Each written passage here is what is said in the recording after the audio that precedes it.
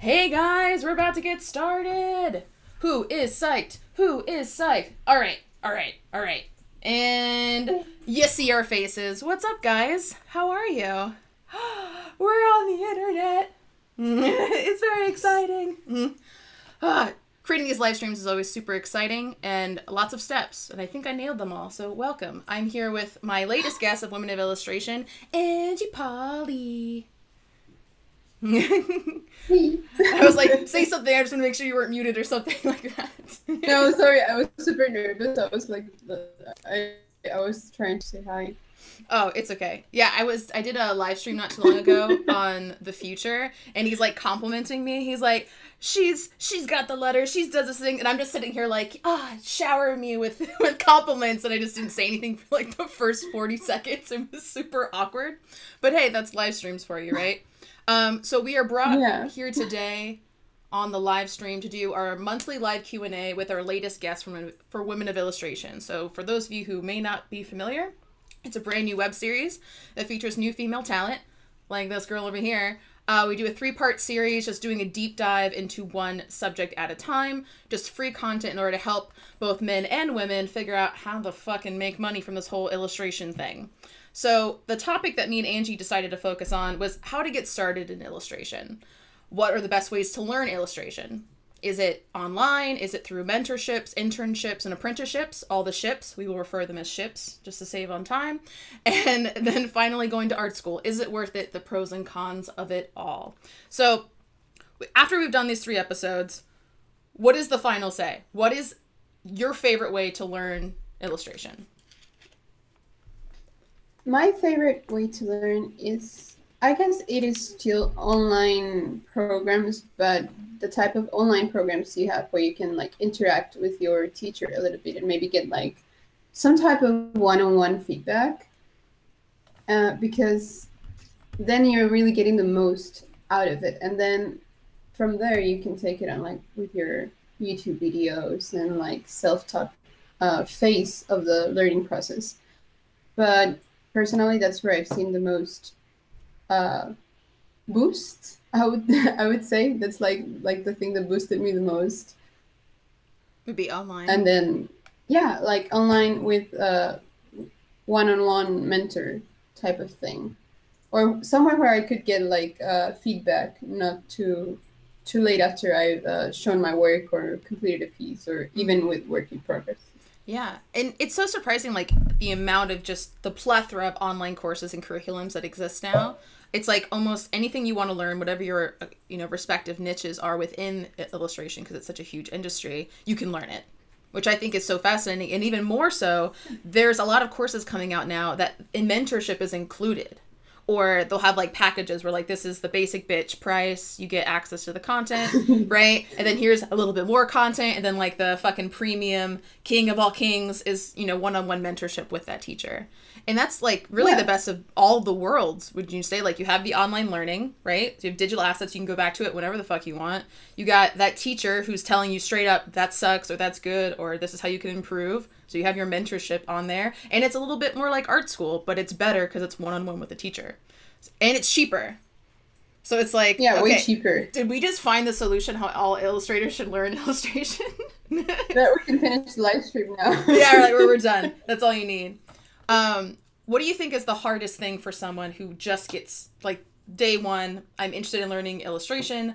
I doodle a little bit. I have a little bit of a creative thumb, but I don't think I'm good yet. What do you think is that first step for them, that tidbit of advice? Try to detach yourself from the fear of not doing something cool.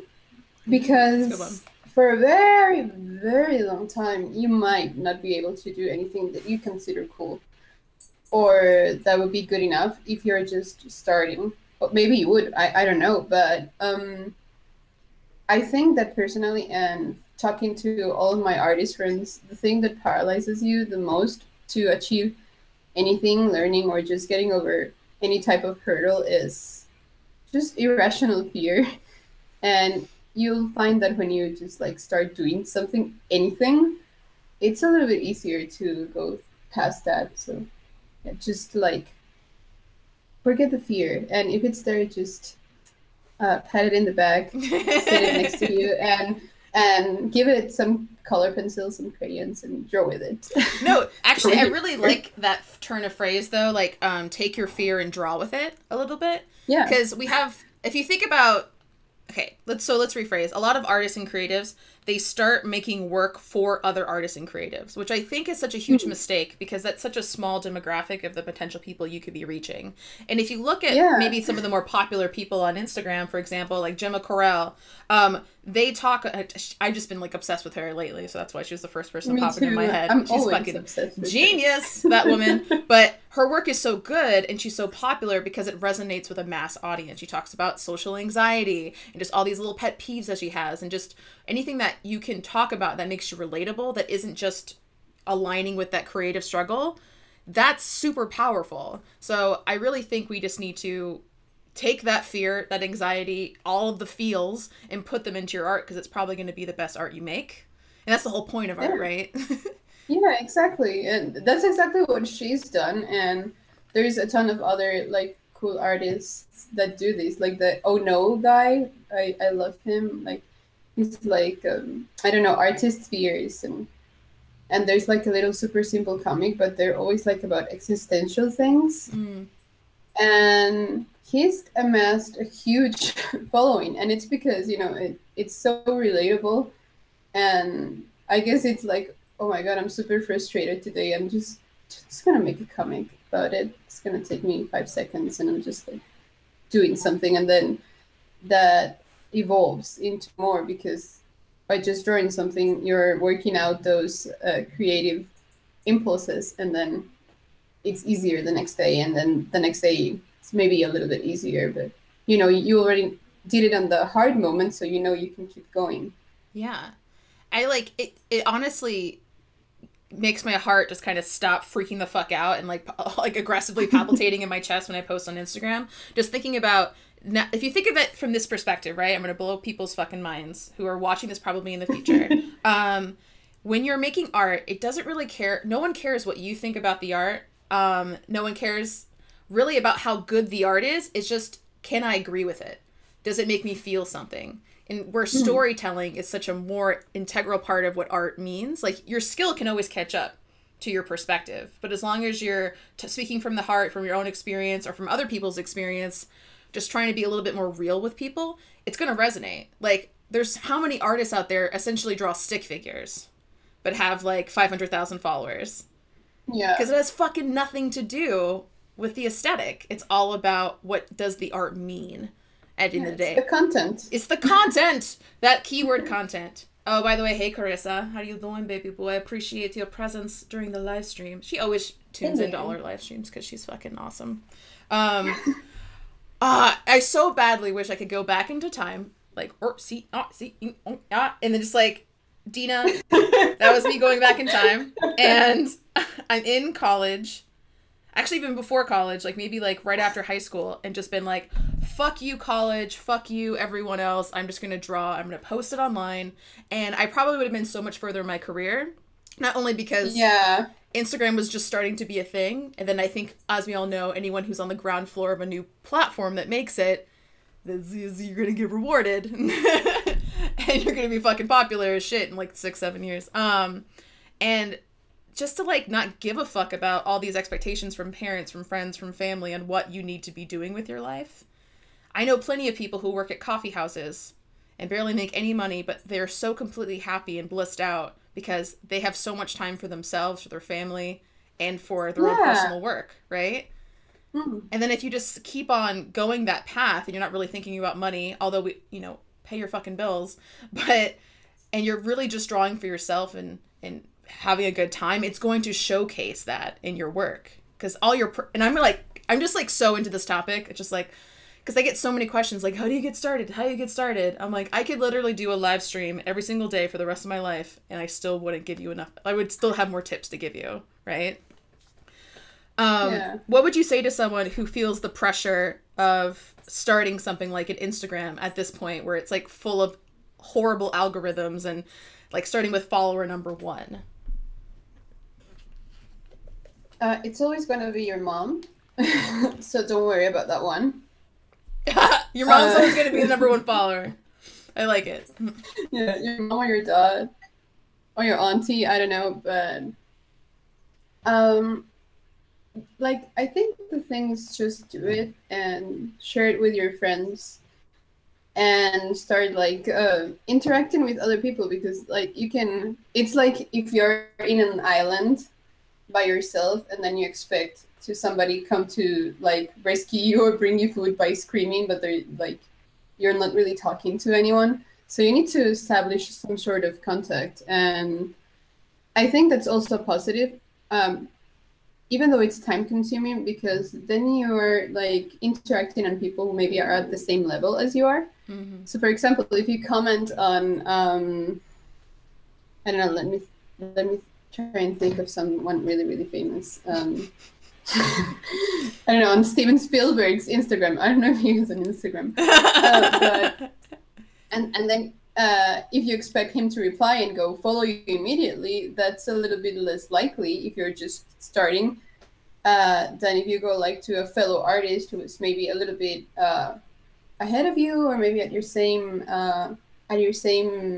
space. I don't want to say level, because I don't know if I like that term. Like if they're like in the same place as you artistically, like searching for staff, for friends, for followers, etc., then it's easier like to start making connections, and then it's pretty cool because you can maybe grow together and like become art buddies and stuff, and then that's just with consistency it will develop. I am not the most consistent Instagrammer, because I don't know, I don't like have a lot of time sometimes, and I use it as an excuse. You're not a bottomless pit of time? No way. Yeah.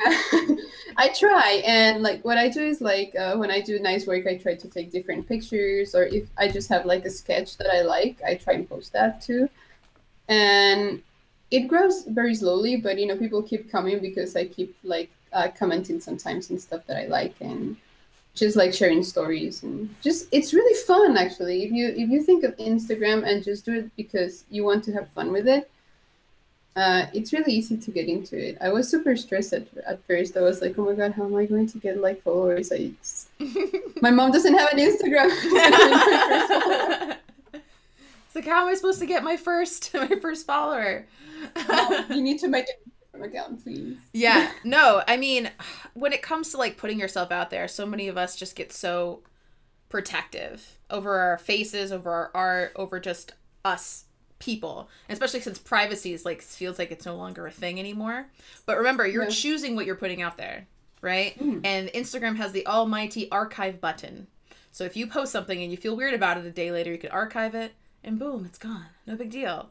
And Instagram tip, they just changed their algorithm to try to attempt to make it more chronological. So things that were faux pas, like shadow banning, is no longer a thing.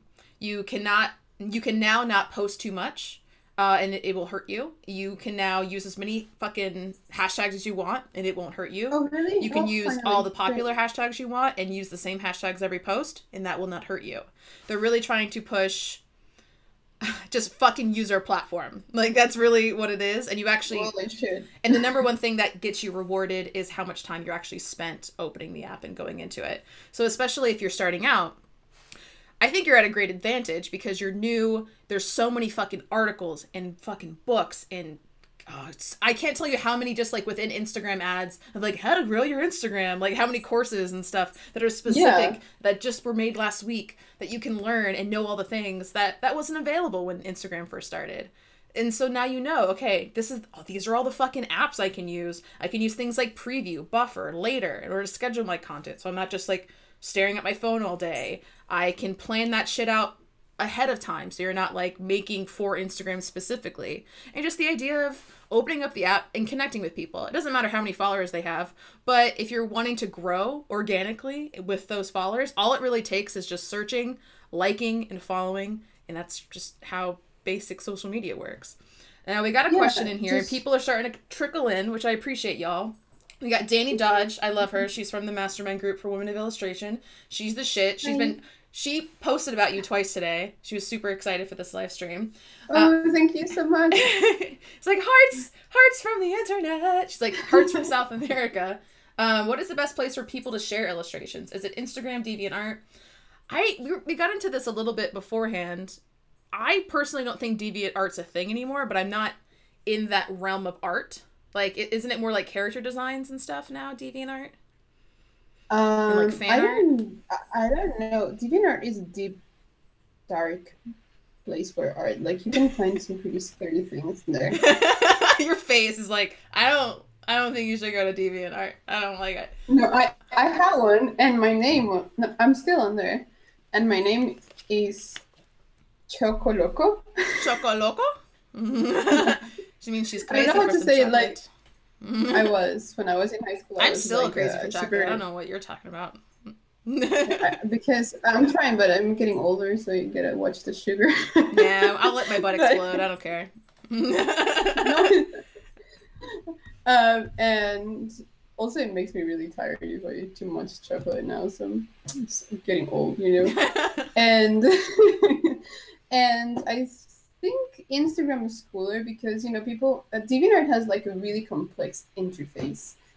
Like, there's so many things if you go on there that I feel like it's not updated to actual users nowadays, because there's just too much. You know, people now just like the simplicity of like scrolling through the feed, liking, commenting, saving and stuff. And DeviantArt doesn't have that, and it's also like a very, very specific community.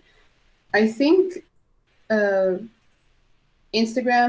Behance is really, really good, especially if you're into stuff like editorial illustration, photography, and lettering, and like more graphic design stuff. And for concept artists and illustrators, there is ArtStation, which is really, really cool. So I recommend those three. Yeah. Did I say any other one? I just said no. You said Behance and ArtStation. I actually hadn't really heard of Instagram. And Instagram, obviously, yeah. I didn't really hear much about ArtStation until you had a link somewhere that went to your ArtStation, and I was like, oh, this is a new thing. For me, like, it's so different whether or not you're a designer or an illustrator, right? So like all the visual social media platforms are something that can help you. Pinterest, don't fucking rule out Pinterest. That can help you more than you think. So great. Yeah, Pinterest is amazing. Yeah. It's totally unutilized, especially if you're going for a female demographic. Instagram is an obvious one. It's like a requirement as an artist to have an Instagram. You have to have as that. A human. Yeah, as a human. I don't know, as a human, as an artist, fuck yeah. It's a visual platform. You're a visual artist. It makes sense. And then I always pitch people one conversational, one visual platform. So conversational being like Facebook or Twitter, and visual Twitter. I've heard Twitter has a better reach for your audience than Facebook does. But I'm not sure. It's just... that's what I've heard from some of my artist friends, but I just... Personally, I find it like a little bit hard to keep up with everything. Oh, my dad's calling me. I told him not to call me. Sorry. It's okay. Your dad loves you. That's a good thing. Yeah, it's I personally don't like Facebook, and I'm only using Instagram because I need to, and I'm mad that Facebook owns Instagram. So I'm down to have a platform that isn't owned by the overlords that want to invade our privacy and are getting away with it. Is Twitter owned by Facebook too? Oh no, Twitter is still good. Just sure. Instagram's owned by Facebook.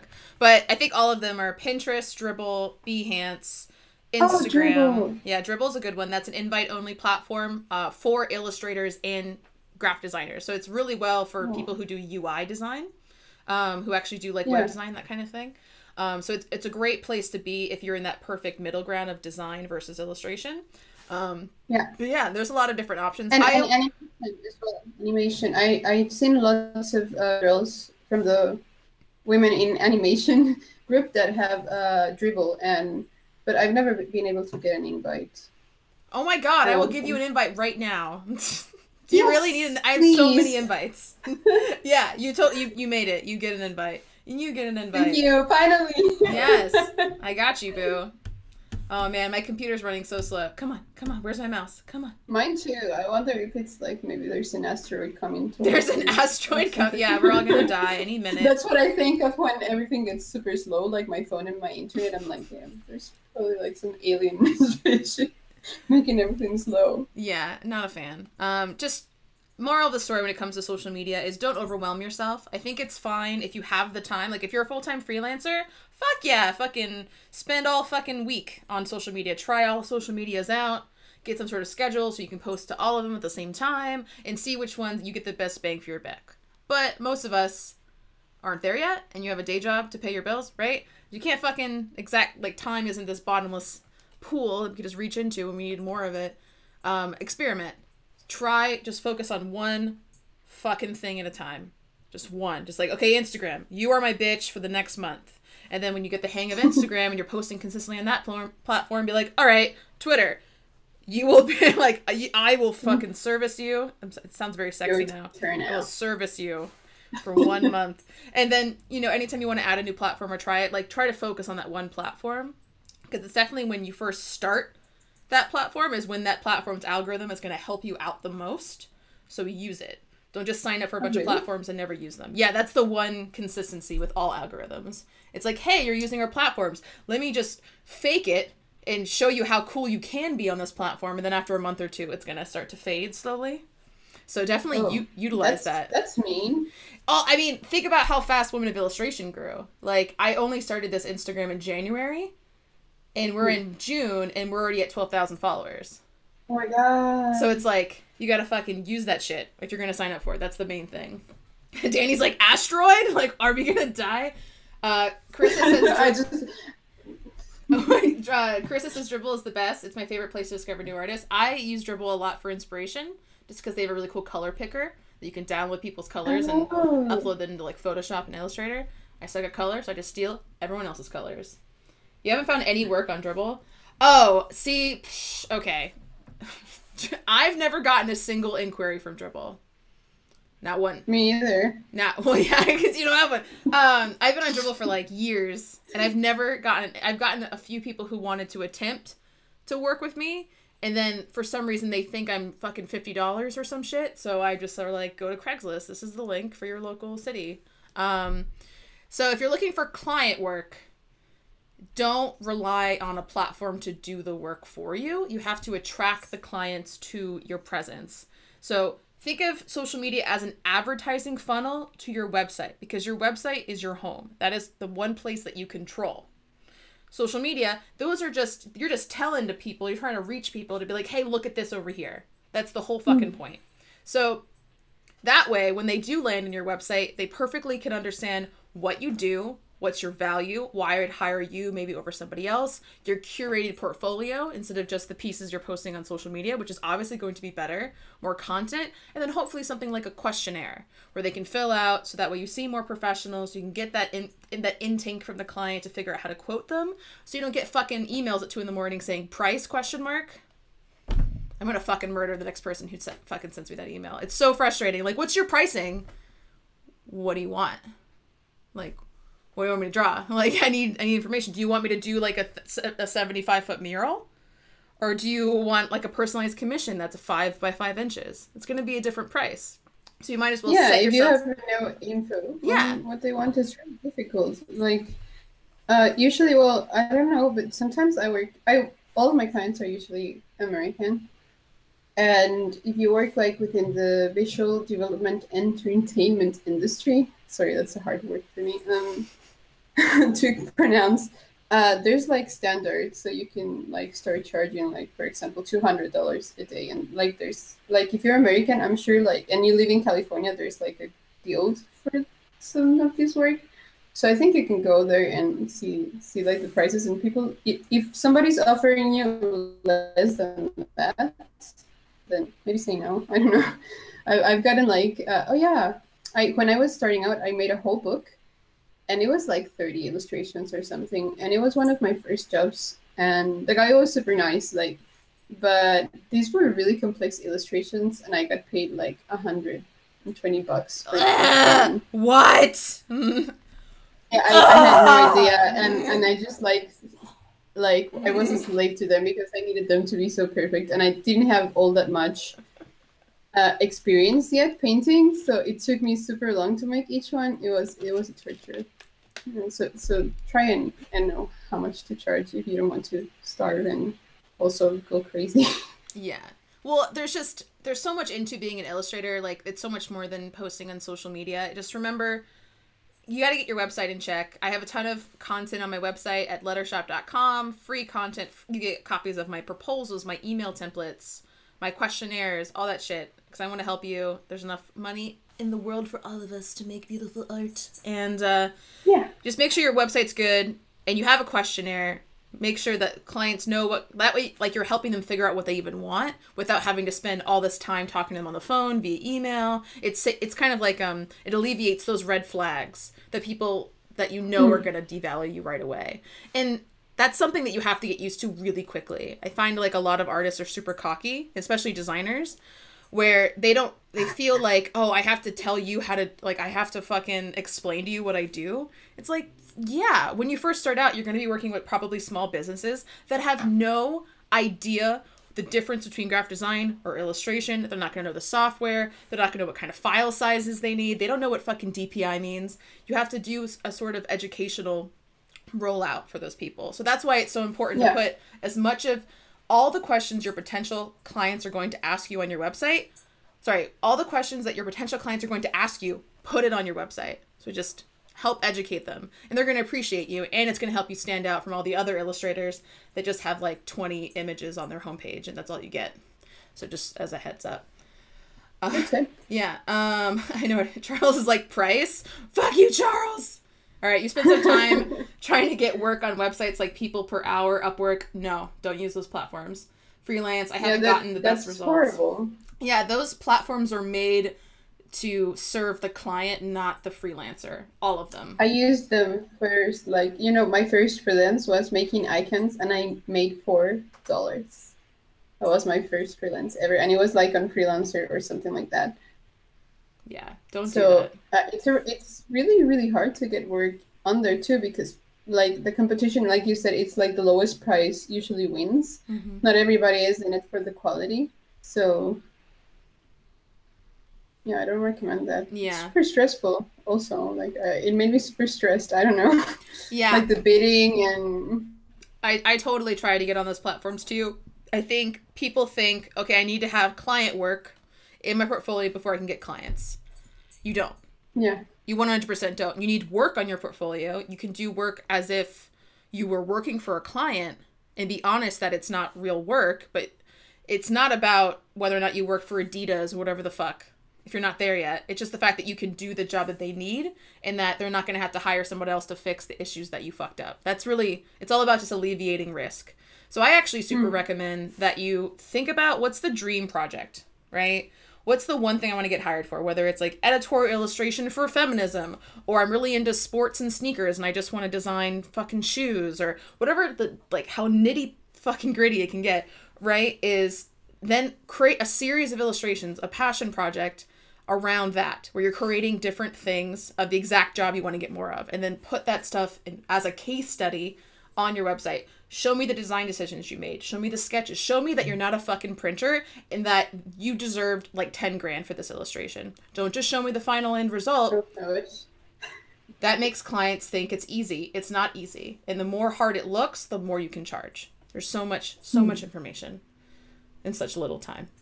Yeah. And these are like definitely like way past getting started. That's just like when you're ready to get professional. What would you think is like the main thing someone needs to focus on if they're just getting started in illustration? Because there's obviously a lot of things that you can do. Well, it really depends on what you want to do. If we're talking about illustration, and you want to either do children's book illustration or editorial illustration, or I don't know what other types of illustrations are there. There's so many. There's like medical illustration. That one pays really well, actually. By the way, I didn't know, but it does.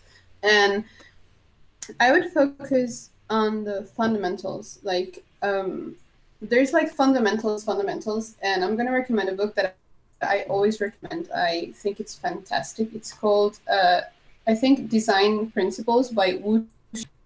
And this book teaches you all about compositions from the most basic standpoint. And it's vital to have like a good composition, to have a good illustration. Even if you are not good at anatomy yet, if you're not good at perspective yet, because you need to learn all of those things to be an illustrator if you want to be a really good one.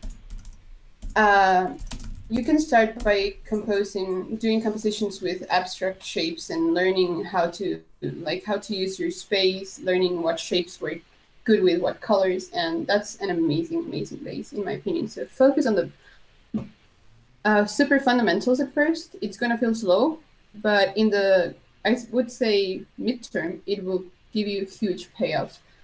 Don't try to skip, because nobody's ever been able to do that. Maybe Jackson Pollock, but maybe Jackson Pollock. That's funny. Yeah, like that's the same advice I would give to someone who's looking specifically to get into hand lettering. It's like you have to learn how to draw letters before you can draw words. You need to know how to draw words before you can draw phrases. You know, draw phrases before you start to incorporate things like decorations and spot illustrations. You have to start slowly. And that's why I make those lettering worksheets at patreon.com/lettershop, where you guys learn a new style of hand lettering every month. And I actually walk you through step by step how to draw the letter A, how to draw the letter B, and memorize and commit those letters to memory, so that way you don't have to rely on inspiration or reference to draw. And I would assume it's similar for when you're just doing illustration. Like, you need fucking color theory. You need to be able to, you know, if you're really into drawing people, do a ton of fucking face studies, eye studies, nose studies, ear studies, lip studies, hand studies, physique, arms, fucking, if you want to draw a page full of dicks, you just want to get really good at drawing bulges, fucking do that shit. It's gonna seem annoying, but just put on a podcast, maybe watch one of the mini videos on this channel, keep you company while you're drawing. I mean, watch TV, Netflix and chill with a pen in your hand, right? No, focus. No Netflix and chill. No Netflix and chill. What? Girl, you can't take away my Netflix and chill while I draw. You know, sometimes I do that when I think this is a very advanced thing. If you are not a beginner and you have like a very automatic work that you can do, like you're blocking the base for painting and you're just like making lasso tool block colors, yeah, I think you can sometimes watch a documentary or something. But if you are just starting out, be mindful about what you're working on and try to absorb it. You will learn faster if you're focusing on what you're doing, because you're saying, like, for example, she's right. Okay, I'm learning how to divide this composition. Sorry, I scolded you. No, you're fucking right. You're right. I'm just like, whatever's gonna get you to draw, right? Yeah, and you just like need to really soak in that knowledge on that first phase, because you're trying to get started, and if you're just like, if your brain's scattered everywhere, and I think creative types will really have a hard time getting focused and being like really into what we're doing for a long period of time. You need to be there. Maybe you can crank some music, but nothing that makes you sing and dance if you don't need to, maybe if you're sad. But yeah, like I don't know. I definitely went for like the instrumental music or something like that for sure, depending what I'm doing. Like making my lettering adventures workbooks, like I enjoy like coming up with the styles and the alphabets, but when it comes to showing the step-by-steps, I fucking hate it. It's the most boring shit ever, and it requires no thought at all. And I'm like, okay, and I literally have a special Apple TV in my office now just so I can watch fucking TV while I make these workbooks. That's like the main thing. And I have like a special monitor for my TV. That's actually really shitty for streaming, I'm finding out. But I mean, I think it's just finding that mixture of like, hey, this works for me, this didn't work for you. That's fine. Like, there's no one-all be-all advice. Just try some shit, see what sticks, really. So let's do a recap. And being mindful is a pretty universal thing. And I don't know, maybe at first you think it's not for you, but being mindful about creating your work is about discipline. And discipline is about sticking with things. And it depends on how serious you are. Some people, like, I know it might not work for everybody, but I would say it's a very good recipe to level up. And it will help you probably level up in other aspects of your life, which is important too, like to have balance. If you want to make like a healthy career, you need to have balance in all of that stuff. And learn from our advice. Just don't like hear it and stumble on all the things we said you shouldn't do, because it took me a long time, and I wish I listened harder before. I really do. Yeah. And I think there's really something to like that cocky son of a bitch artist attitude that you have, that's innate in you day one that you're drawing. Like when you're fucking 2 and you discover what the fuck a crayon is, but like the second you're like, you eat the crayon and you're like, okay, that was kind of gross, and then you put it on paper, you think it's the shit. You're like, mommy, look what I make. And now your mom has to put every fucking piece of garbage piece that you ever make on the fridge until it's just ridiculously covered, right? And then your parents reward you like, oh, you did something, congrats, you can be anything you want. And then we take that with us as through adulthood. So like both being a student and then a teacher at a college, seeing and feeling that cockiness come through. Like, I'm spending $100,000 on my education, therefore I am a master, right? And you don't listen as much. You're not open, even though you're there to learn. Is like, you're paying money to be in a classroom. There's something that's still in you that doesn't want to give a fuck. You still think you're right. You still think everything you're going to be making deserves to be on someone's wall out there. And I think you have to fucking get humble. You need to be fucking broke. You need to having to get 5 different loans for your education in order to really appreciate it. And I feel like that starving artist complex is actually your biggest strength when it comes to making art. No one here should be homeless. Like, let's just get that straight. But that struggle in the beginning is the biggest fire that's going to be under your butt throughout your entire career. Because the second you get a little accolade, you start getting clients, you're going to get cocky again. And shit's going to start to slip. And you always have to be able to keep yourself in check. No, like, I'm the worst at this. I'm talking to Dina right now. Like, Dina, stop being such a cocky piece of shit. It's frustrating. And I'm just at the point where, like, I'm doing all this teaching and still trying to find time in my week to learn from someone else and to learn new things and to feel humble and just for a minute be like, I do not know what the fuck I'm talking about. And because the feeling of not being good enough on those things, they never go away. But sometimes we try to overcompensate and mask that feeling with this false confidence, that whole like fake it till you make it attitude thing. Yeah, I think that happens a lot to people. No, like you need to feel like you're already there. So, like, to cover how insecure, that's the word, right? Insecure you feel. Mm-hmm. And really, I think like this is just my opinion, but I think the world needs a little bit more tenderness and realness about that. Like, I'm learning. I'm not great at this yet, and maybe I will never be, but the thing is that I keep learning and discovering. It's a really simple attitude you need to take on, just like relax and remember that you're doing this because you like it, and not to show everybody that you're the biggest illustrator in the world and you're super famous and there's toilet paper with your illustrations and stuff. Like Hello Kitty has toilet paper. She's made it. Oh man. I believe you that there's Hello Kitty toilet paper. I bet you it's like scented too. What's up, Amy? Sure. Welcome to the channel. We're just talking about illustration. It's pretty fun. How to get started, tips and tricks, and what's the best way to learn.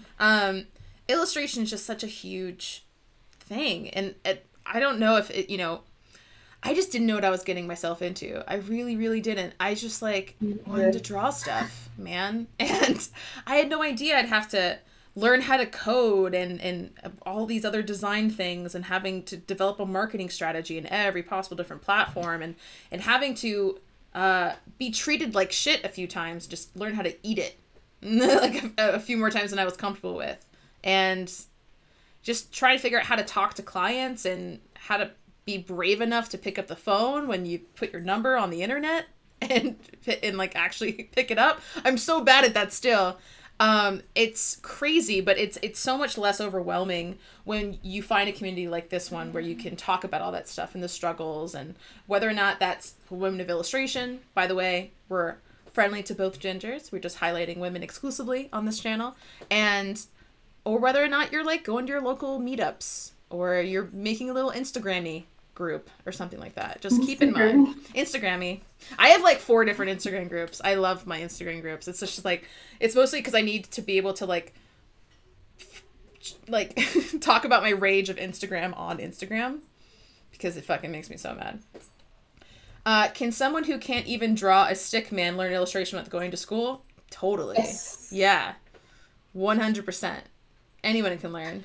Both genders. That's how people learned before, you know. They just figure stuff out. Like, hey, this stick can make like markings on surfaces. Oh, I like this bison, and then just drew it, you know. So they didn't have any school, and this is how humanity learned. So like you have so many advantages now. The only thing you need is discipline. That's it. Yeah, discipline for sure. It's just, I mean, I know this word gets like used a lot, but just consistency. What?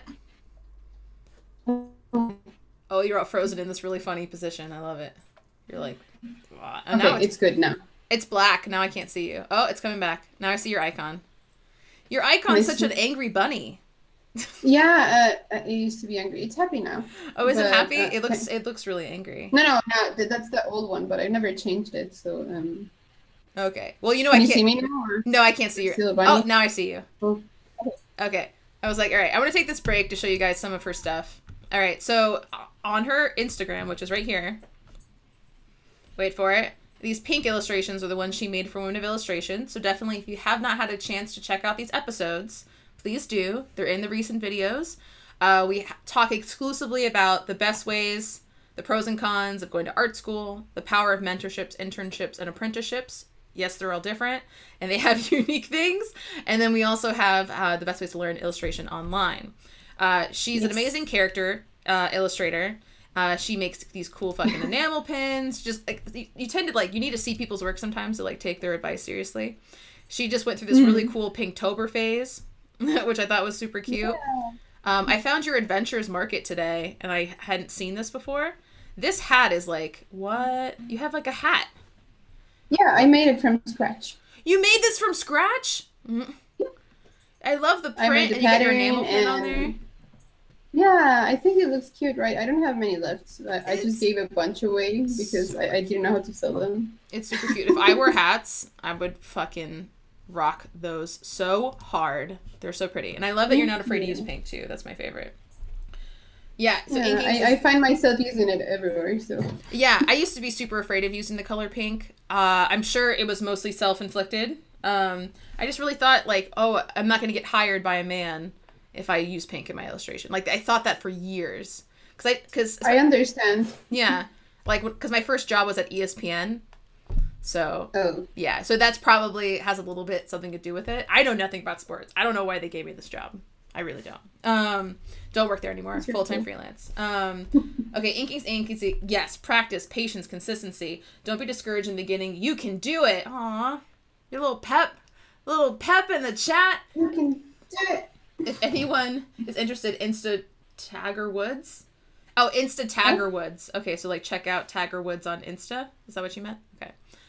I was like, does Tiger Woods have an Instagram? He probably does. He probably does. I don't follow him then. You'd be surprised how many like celebrities, weird tangent, are actually really good at art, or people that you don't think are very good. I don't know. There was this documentary, I forget her name. This woman who was pretending to be black, and she was actually white, and she was like had the lead chair, the ASL. I can never say this right.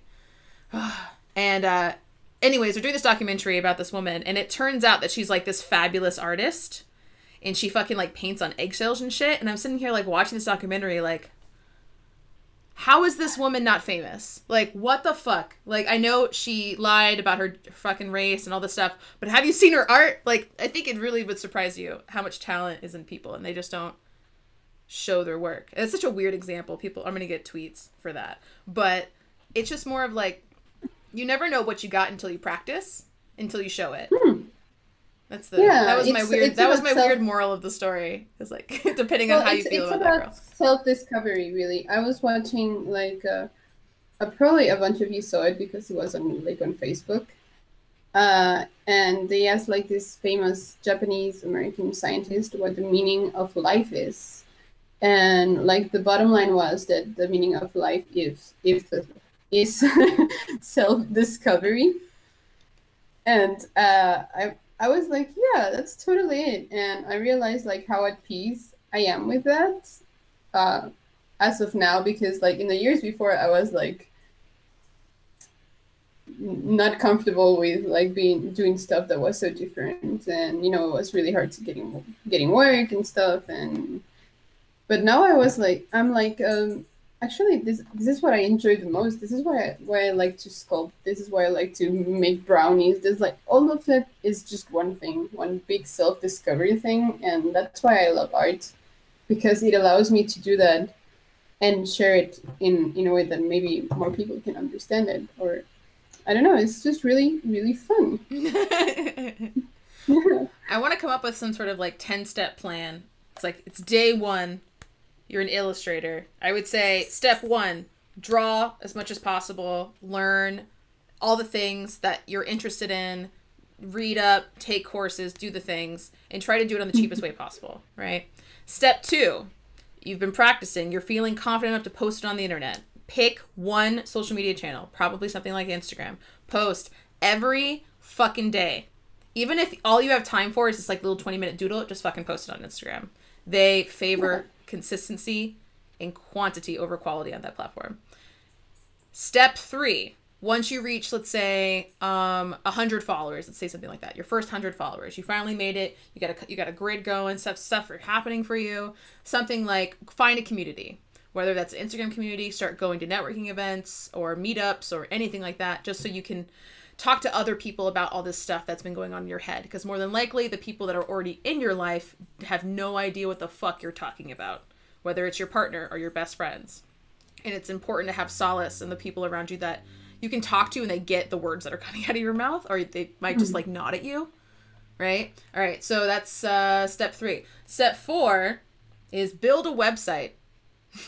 Build a website. Have your portfolio. Take all the best stuff from your first 100 followers on Instagram, go ahead, put it into a portfolio. Show me your process of making those posts. Talk about why you made it. Make a really great about page. Put a basic questionnaire. So that way, if you want to get hired or whatever your goal is with the whole illustration thing, just put it out there. Then start to really think about what you might want to do to make money.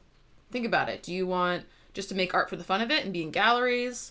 Do you want client work? Do you want to make products? Do you want to be the next Tuesday Basin? Like, what's your goal, right?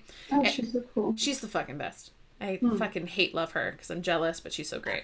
With her new store in LA, you bitch. Oh my god, yeah, she has a store. It's amazing. I know. Like, all the little details that you come together. I'm like, I want my own store. And then it's just, all this stuff, it sounds really overwhelming, but if you break it down into baby steps, you might be surprised in how far you can get. It's like, hey, now you have your website. Now start making fucking more curated content. Start to think about exactly what you want to get hired for, how you want to make money, and then make work that attracts the people that will give you money. And again, being cheap as fuck. You don't need an iPad to do fucking digital. You don't need an iPad or anything crazy in order to do this thing for real. You just need a piece of paper and a pencil. Super cheap. Right? And then you just start to be like, okay, now I'm going to edit and refine my style. Now I'm going to talk more on my blog. Now I'm going to maybe start to teach things that I'm doing. And it's just these increment things you try out, and then eventually you can get where you want to be. It can take a year. It can take 10. But if you love it, it doesn't matter how long it takes because you'll be enjoying the ride either way.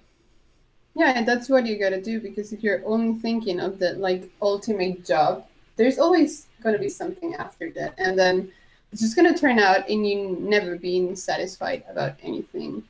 And what's the point then of being an artist? You might as well be an accountant. Not that that's bad. That actually should be pretty helpful. But, I find that people who want to make art is because they want to make something that makes them really happy. So if you're just thinking of like what's next, then you're not being mindful about what you're living in right now and enjoying it, and you're just wasting your time. Yeah, it's pretty much just like, don't try to sell your soul. You know what I mean? Like, don't become an illustrator because you want to make money as an illustrator. That shouldn't be the fucking goal. No, it's one of the benefits that you might achieve. Totally. Yeah. Mm-hmm. Yeah. Because then it's and also. Oh, go ahead. No, you go. No, sorry. It was actually something we said before, like the thing about like you were afraid to use Pink, but you actually really like it. Like you use it a lot now. And you didn't do it because you thought it was not going to get you work. Same as me. Like, I remember I had like this year where I had this phase where I was so fed up of people telling me that my art was cute. And I didn't want to make cute stuff. And I was just like suffering. I swear I was in hell suffering because I was trying to make something for someone else. I even started a book, like, which I'm like still working on now. And the first 4 times that I started the book, yes, 4 times. Nice. I was trying to make a book that I thought, what would people like to see?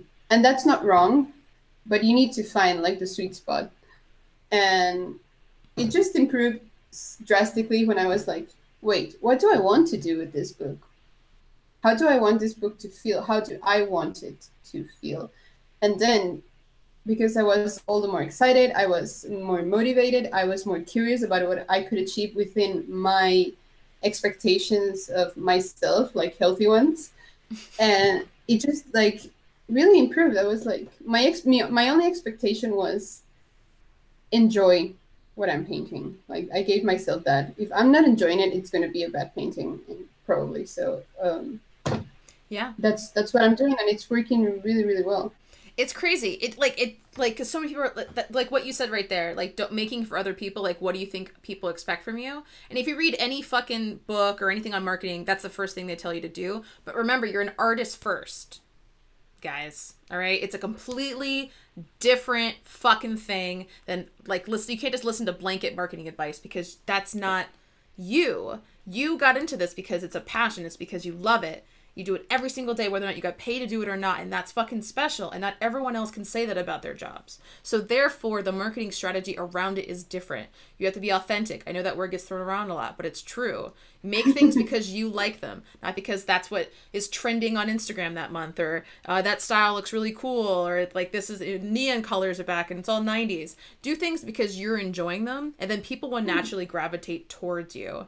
And the reason I talk about this stuff is I don't want you guys to get in the habit of selling yourself short and selling yourself sooner than you're ready for. Because then you go to sites like Upwork and all this stuff where you're immediately compromising your values. It's your first experience working with clients and you're going to be treated like fucking garbage. And what's the worst thing that can happen is that you stop drawing altogether. And that's not what we want. Mm-hmm. As your competitor, maybe a little bit. But as your friend and mentor, no. I want you to keep going and keep trying and just be true to yourself. I know that's such a bullshit thing to say sometimes, but it's so hard. And I still, at this point, have a hard time wrapping my head around that because it's so easy to like look at all your analytics and turn that marketing cap on and just be like, oh, well, this kind of post got more engagement, so I should make more stuff like the stuff I made a year ago or whatever. It's like, it's like a booster. Imagine like you are like a super, I don't know, knight or something, and you've got the skills like you're great at punching and kicking and twisting and evading attacks, but then you're already fast, you're already strong, and if you get like a sword, it just like complements, for your fighting.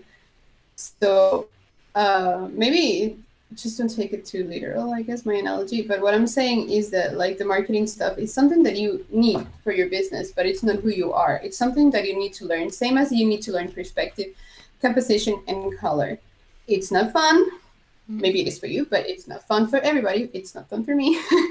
But it will just get you where you want to be, and you just try to be positive about it. Like, hey, this is good for me. Like eating spinach. So we have a couple questions. Philippe is like, have you had any good mentors in your career? Have you been a mentor to anyone else? So we have an entire episode on ships, internships, mentorships, and apprenticeships, where Angi, my fucking boss bitch girl over here, told you all about the several mentorships that she's had and how she actually wants to become a mentor and help other people, which is really cool. And I am a mentor right now, and I'm actually trying to find a new mentor because it's fucking hard to find someone without paying them. But and then graffiti, which I'm sure you can help with this question. Which medium would you use for gallery paintings? She was thinking print screen on a canvas. I can do healing tablets. I don't know what that means. Are you talking like about like some sort of like a spiritual inspired art, or I already have my frame joint figured out. You mean like to exhibit your art? I think there's no rules really. No. If you look at modern art, like that's like a really good pointer. It depends if you want to make your show to sell the pieces, then I guess you would need to have like some nice prints. There's like this called I don't know how you pronounce it. I'm sorry, gicle, something like Chicle? this. That's what I thought she said.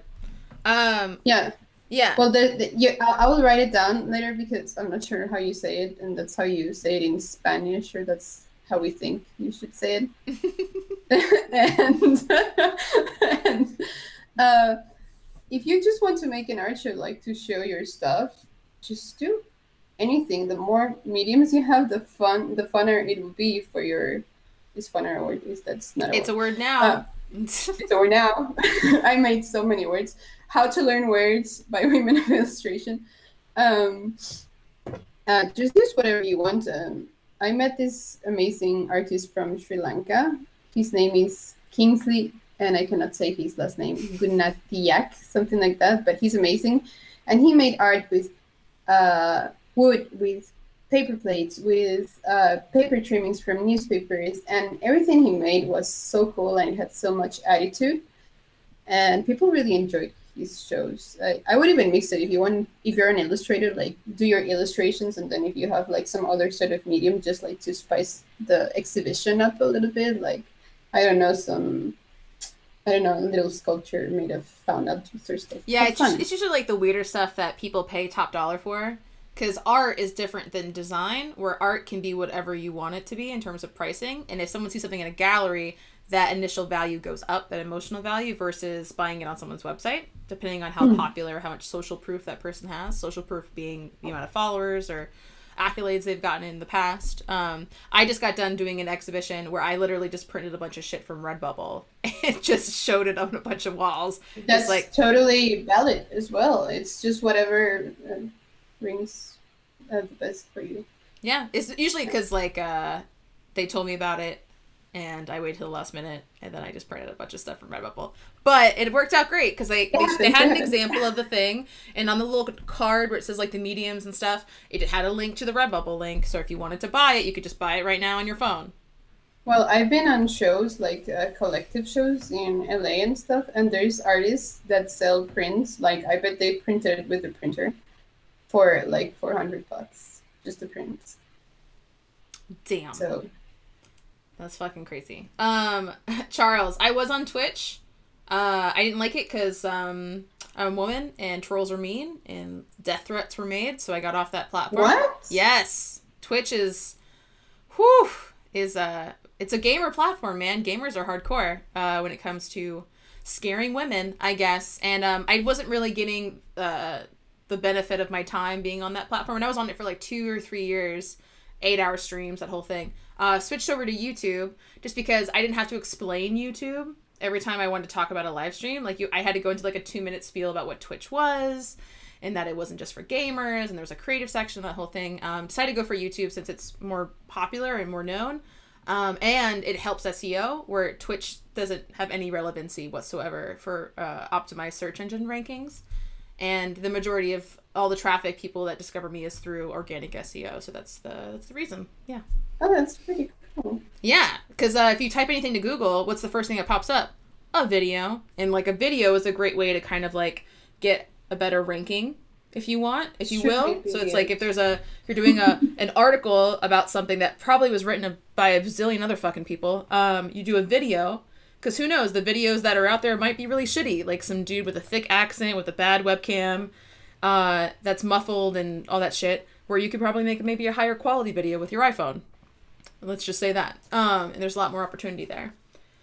Okay. Now she's like, what is a good analog source of inspiration for an illustrator? Like a logo designer might just walk downtown and look at different logos.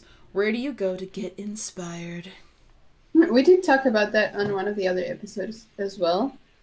Do you want to go first? Or? I think the right answer to that question is usually everything. Yeah, that's what yeah, we right. narrowed it down to. Analog source of inspiration. I honestly, it's a mixture of everything. Analog, I probably wouldn't be a word I would use because I actually get a bunch of inspiration from TV. like, especially since there's so many vintage shows out right now, they show a lot of like sign painting and different typography that I wouldn't be able to see if I just like left my house more and went to downtown Portland.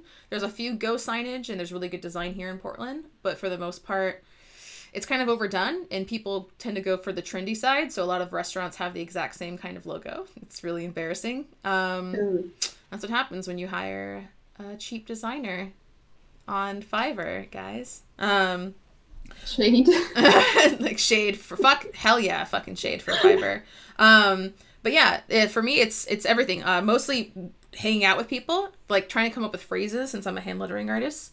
Trying to figure out what the fuck to say. Cool. A movie quotes, taking my own interpretation. So, like there's been 2 or 3 things that you said during today's stream that I'm probably gonna rewatch and write down that I thought were really good. Right? Can you show me? Oh, I'll fucking tag you on Instagram. And yeah, it's pretty much just everything. I want to say the answer is like books, but it's not. I have so many books on lettering and typography, like a lot. Like there's got to be at least like $1,000 worth of books in my office right now. I know you can't see it. You just see the giant sriracha bottle. I don't know if you guys... I love that. I only have, I do like books, and I only keep the ones that I really, really use. But I'm like a crow, I would say, because like, if you could see like my background now, I have lots of, sorry, I'm just going to show you. Like I found this at a farmer's market. I don't know what it is. I think this is licorice. Sorry if somebody knows about plants, but I just like, if I find things like this that are pretty, I just put them there. And I try to make my workspace full of things that I like.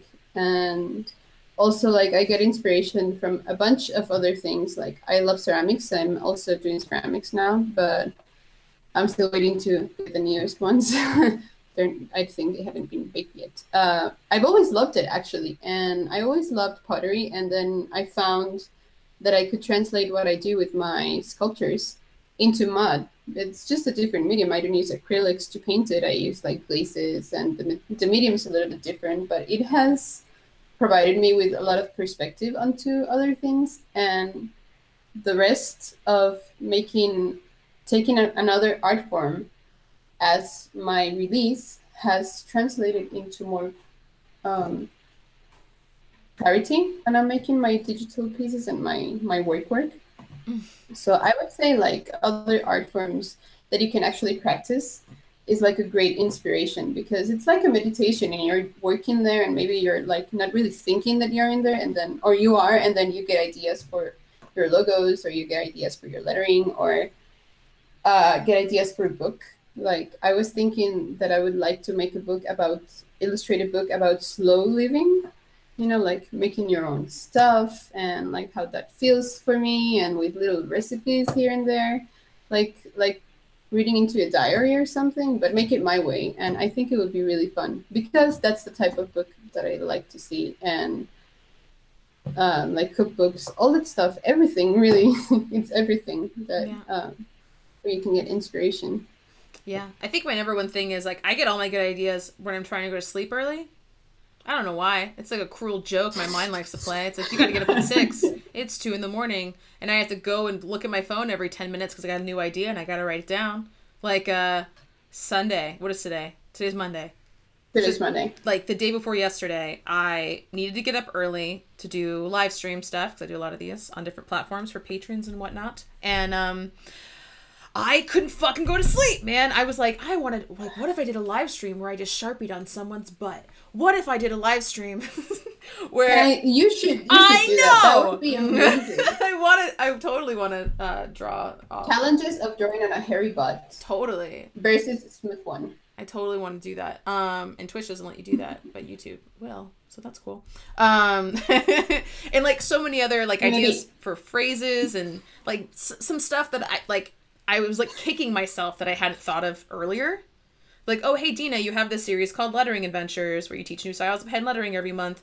Why don't you just use, because we're on issue 17 now. Wow. Wow. It's a lot of issues. It's 17 months, man, of making these workbooks. And when I make a new lettering piece, why don't I just use the styles that I've already taught and then show and use them to advertise the book? Really good idea. Fucking stupid, right? Like, you know what I mean? Like, I find like the best ideas you get are the ones that you, for me at least, is right before I go to sleep or right when I wake up and I'm like too late. I'm still in that comfy spot. My back isn't hurting yet from being lazy because I'm fat and old. And it's just like, which is starting to happen. Like my back hurts just from laying down too much. That's a new feeling I haven't experienced before. It's like you have to move your body. I don't understand. And it's those times where I'm like thinking, I'm just completely inside my head, thinking in really abstract ways that I come up with the best shit. That staring at Instagram, Pinterest, even leaving the house, I'm just not going to be able to mimic that kind of original thought because it's all from here and there's nothing externalized about it. Yeah, I think I have the same things. Like I have flashes of images sometimes when I'm falling asleep. And I know I'm getting sleepy. I don't get up to like do anything, but I try to really, really remember the image, like to hold on to that thought. And then the next morning, if I remember, I'll sketch it really quickly. And if not, then something new will come. Philip's like, you need a voice recorder. I just write it on my to-do list. I have a bunch of notebooks. Actually, I just finished one and I'm really happy because I hadn't finished like an idea book for a long time. So also like I do write them down and I keep it by my workstation because sometimes when I'm working, I get ideas. Also, I'm like, oh, it's gonna write this down or make a little quick sketch so I don't forget what I'm trying to make later. Yeah. I don't know. I just think it's really interesting and fun. And then also, other things will happen. You look at someone's piece and it'll inspire you to create your own piece. It's like a whole domino effect. Like I remember seeing like this illustration of like water. It was just water. And our brain was like, what if I did an illustration showcasing the changes of my style over time? Where like the underneath of the water would be dark, gothic, stippled, hardcore. And the top would be like fucking elephants dancing on lollipops and fucking millennial sarcastic. And I like totally went on like a rant for 20 minutes of just like, what if I did this? It's fucking water. There was nothing about that piece except that there was water in it. And then my brain just like clicked on in a weird way. So it's just, you just gotta kind of try shit and see what happens. Yeah. All right, we've been live for about an hour, so I'm gonna go ahead and wrap up this amazing live stream with our amazing guest, Angie Pauly. Guys, if you're watching this now and in the future, watch the past episodes. We dive deep in the best ways to learn illustration online, the benefits, even how to get a mentor, how to be a mentor, and also talking about art school. Is art school a thing? Should you waste your money? Because the thought of, what if I would have taken the $100,000 I spent at art school and got a business loan instead? How much further in my career would I have been? Considering that I do not use anything that I learned in school. Like, what would my life be like right now? So, lots of things to listen to. And also, we're this fucking close to turning ad revenue on for YouTube. Because you need 5,000 hours watched. And you need 1,000 subscribers. Subscribers check. So, we're still looking to get, like, an extra 300 watch hours. I know that sounds fucking crazy. But do me a favor. Fucking just turn on one of the playlists. Women of Illustration, my personal vlog, the live streams. Just leave the room. You don't have to watch it, man. Just help a sister out. I don't fucking care. Or watch it. Yeah. Even better. I don't know how much time you guys got. You know what I mean? Well, let us keep it company while you attempt to draw things that aren't stick figures. I'm here for you. Whether or not you feel me or not. I'll do all 300. Inkies, do it. Thank you, ladies. Very informative. Happy to do it. Guys, remember, if you're interested in Women of Illustration, you would like to support female artists, which we would, of course, appreciate, since only less than 10% of us are featured in the media at all, even though we make up... Really? Yeah. So about 40% of the art industry is women, which is pretty good, considering that art school, there's actually more women going to art school than men, but less than 10% of us get featured in, like, conferences, panels, web series, podcasts. And when we do watch those kinds of content, we see the same 10 women over and over and over again. So it's very hard to reach those new voices and get some different perspectives, which was the reason we started this web series. So information is for everyone, but we're just using it to support and create a platform for women. So I hope that jives with you. If you want to go ahead and support us, I'm not asking for a lot of stuff. Just $1, fucking $1, man. Once $1 a month on patreon.com/women of illustration. You get access to these live streams. I usually make them private, made this one public, just to be nice. And also early access to every single episode, and you get to join our community, which is really cool. and again, gender friendly. All right, guys, thank you so much for being my friend on the internet. All right, I gotta find, my mouse is frozen. I can't turn the stream off. We're gonna be here forever. I know. I'm just kidding. It's right here. All right, bye, guys.